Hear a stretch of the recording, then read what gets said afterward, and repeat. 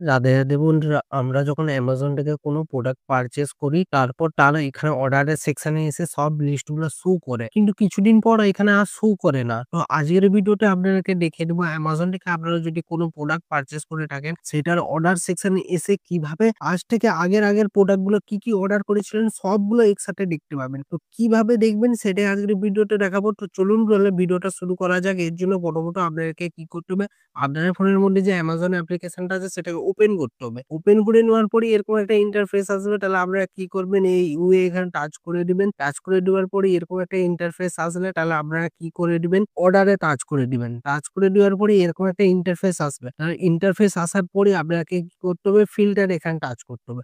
ফিল্টারে touch করে দেওয়ার পরে এই যেমন অর্ডার শো করছে, অর্ডারের সিলেক্ট থাকবে।